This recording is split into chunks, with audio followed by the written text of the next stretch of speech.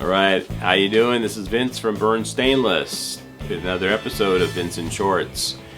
We were at the Born Free show a couple weeks ago. We actually tried to do a little video while we were out there, but the band was playing way too loud. The people were having way too much fun, and a lot of people were drinking too much beer. So we decided it'd be best to do the video later on. But we had a great time at the Born Free show.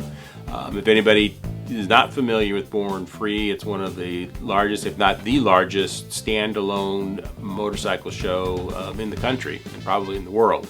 And it started off as a small little exhibition of some custom-built choppers, and has grown up to, gosh, I don't know, maybe over 10,000 people that went to the show over the last 2 days. So very, very impressive show, and it's grown from just being a custom chopper show to really being a general V-twin Harley-Davidson show.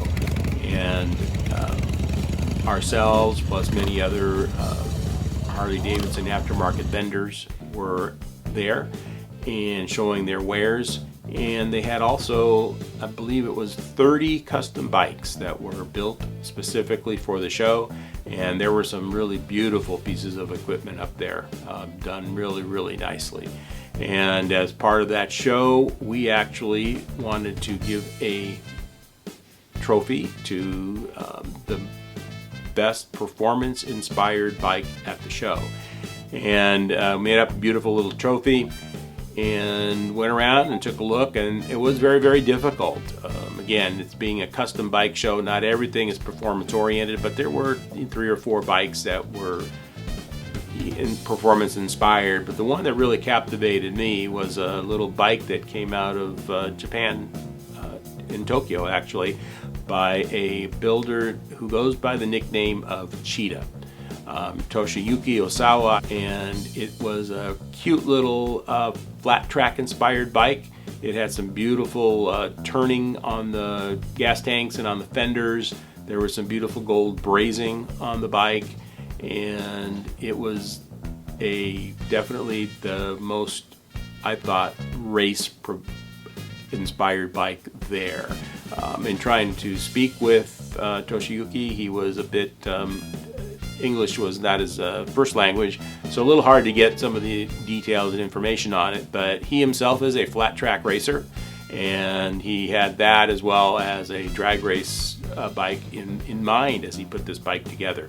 And it started off as probably a vintage 30s or 40s motorcycle frame with a WL engine.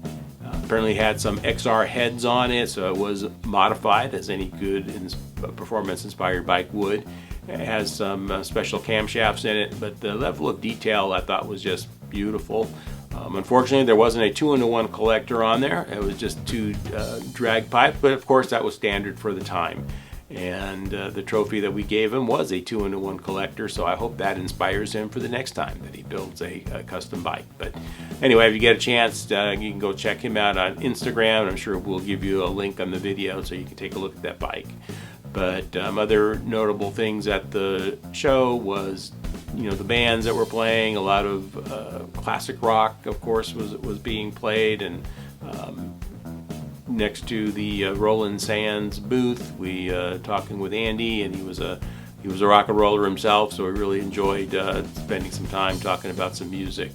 But again, great show, a great time. If you're in Southern California next year about this time, please check that out, because I think you'll really enjoy going to the Born Free show.